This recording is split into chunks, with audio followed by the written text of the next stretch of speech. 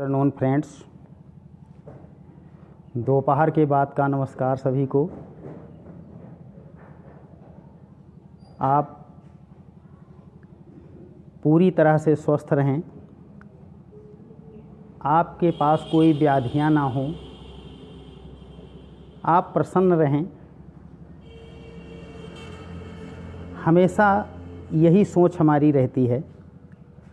और जब व्याधियां आपको नहीं होती हैं तो आप प्रसन्न रहते हैं, और अगर व्याधियां होती हैं तो सब कुछ होते हुए आप प्रसन्न नहीं रह सकते हैं। तो हमारी व्याधियां कैसे हमसे दूर हों, इसी मुद्दे पर आज हम चर्चा करेंगे और कुछ अपनी ऊर्जा खर्चा करेंगे, जिसको देखकर आप स्वास्थ्य लाभ ले सकते हैं। साथियों, आज हम फोकस करेंगे कंधों के दर्द के लिए, कोहनियों के दर्द के लिए, रिस्ट पेन के लिए।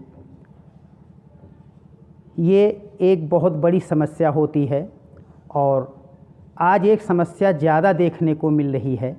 वो समस्या है फ्रोजन शोल्डर की। और इसमें होता क्या है, हमारी नसें कहीं दबती हैं और इसका कारण कैल्शियम भी हो सकता है। कैल्शियम एनीमिया यानी कि कैल्शियम की कमी भी हो सकती है।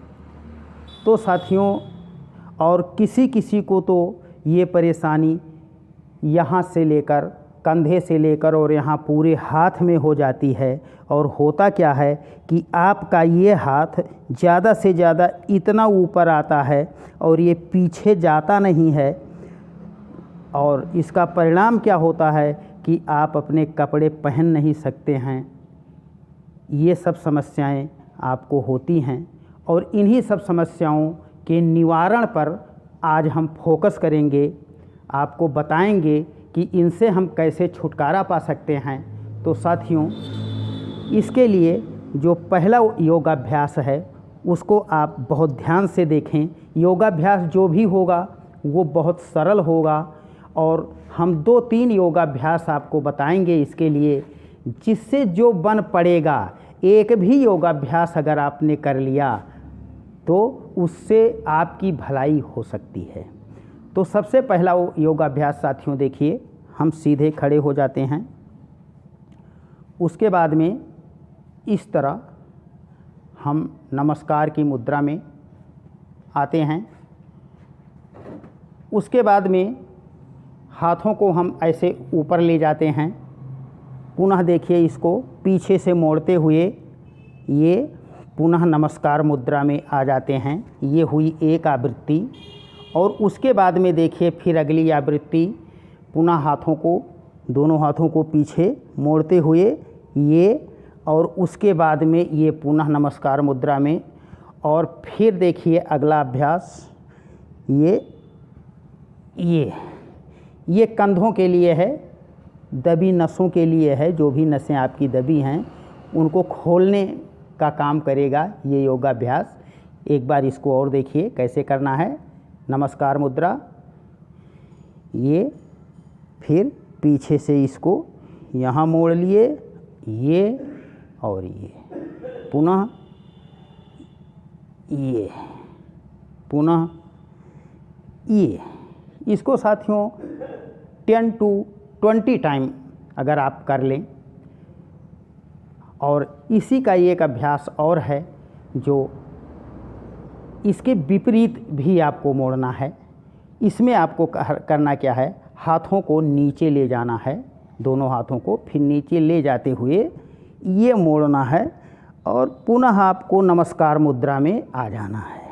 ये पहला अभ्यास हाथ को ऊपर ले जाते हुए और दूसरा अभ्यास इसके विपरीत। ये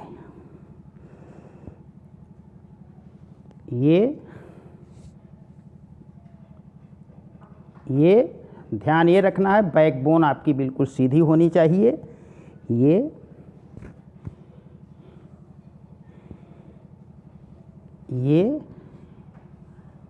ये दोनों अभ्यास आप कम से कम 10 बार क्लॉकवाइज और 10 बार एंटी क्लॉकवाइज करें, आपको तुरंत लाभ मिलेगा।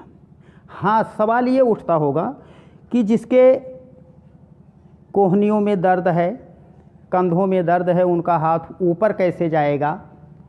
तो आप देखते रहिए, अंत तक हमारे वीडियो को देखिए और आपके प्रश्न का भी समाधान हमारे पास है। और साथियों देखिए, जो अगला योगाभ्यास है उसको देखिए। हाथ सीधे सामने, पुनः देखिए सामने, सांस भरते हुए हाथों को पीछे ले जाना है,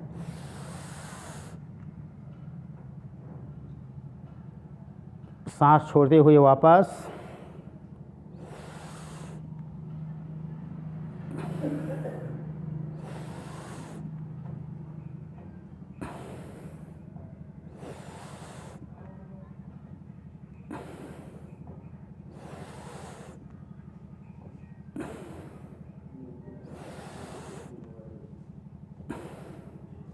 ये अभ्यास भी आपको कम से कम 10 to 20 टाइम करना है।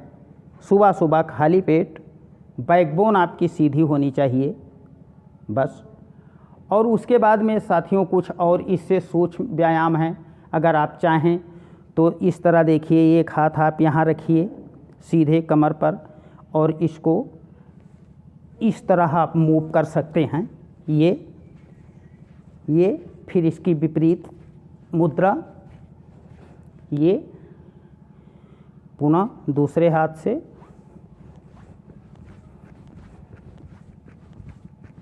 ये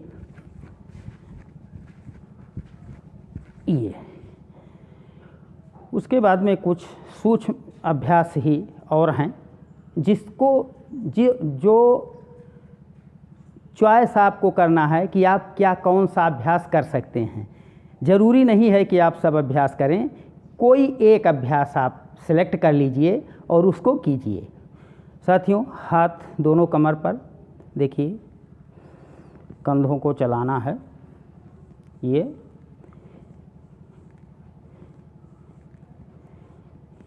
इसको भी अब विपरीत,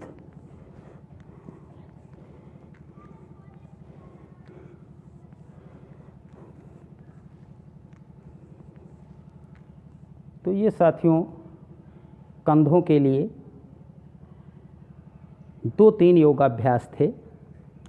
अब कंधों की समस्या से फ्रोजन शोल्डर जिनको होता है उनको एक समस्या और आती है कि जिनका हाथ ऊपर जाता ही नहीं है वो ये अभ्यास कैसे करेंगे। तो साथियों देखिए, इसके लिए आपको एक दीवार का सहारा लेना है और मान लिया आपका हाथ इतना ऊपर आ रहा है, तो आप इस हाथ को ऐसे टिका दीजिए उंगलियों को, ये फिर आप धीरे धीरे उंगलियों के सहारे से अपनी हथेली ऊपर ले जाएं। ये अब जहाँ तक आपकी हथेलियाँ जा रही हैं आराम से, क्योंकि शरीर के अंगों के साथ हमें अतिक्रमण नहीं करना है, जहाँ तक ये आसानी से जा सकती हैं वहाँ तक आप इनको ले जाएं।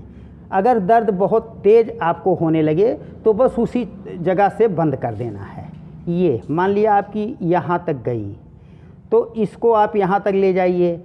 पुनः आप इसका अभ्यास कम से कम 4-5 बार करिए। यहाँ तक आपका हाथ मान लिया ऊपर आ जाता है तो यहाँ से शुरू कीजिए और ये ऐसे उंगलियों के सहारे इसको चलाइए, ऊपर ले जाइए धीरे धीरे। मान लिया यहाँ आते आते आपका ये बस बहुत दर्द होने लगा, छोड़ दीजिए। आपको दीवार पर आप निशान लगाते जाइए कि कल हमारी हथेली यहाँ तक पहुँची थी। अगले दिन आप जब यही अभ्यास करें तो पुनः देखें, ये पुनः आप ये पुनः ज़रूर आपका 2-3 अंगुल ऊपर जाएगा।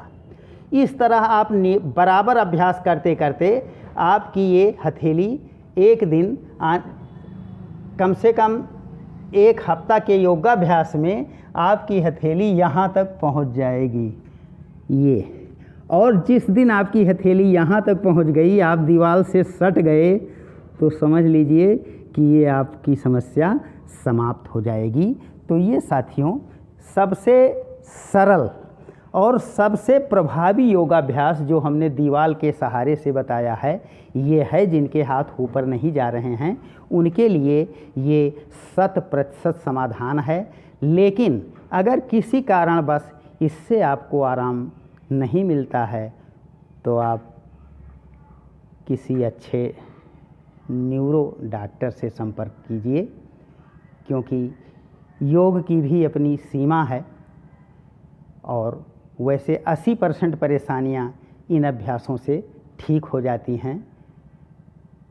और हम आपसे आग्रह करेंगे कि अगर अभी तक आपने हमारे चैनल को सब्सक्राइब नहीं किया है तो इसको सब्सक्राइब करें और शेयर भी करें, जिससे स्वास्थ्य लाभ ज़्यादा से ज़्यादा लोगों तक पहुंचाया जा सके साथियों। और अगले वीडियो में पुनः आपसे मिलेंगे, तब तक के लिए नमस्कार।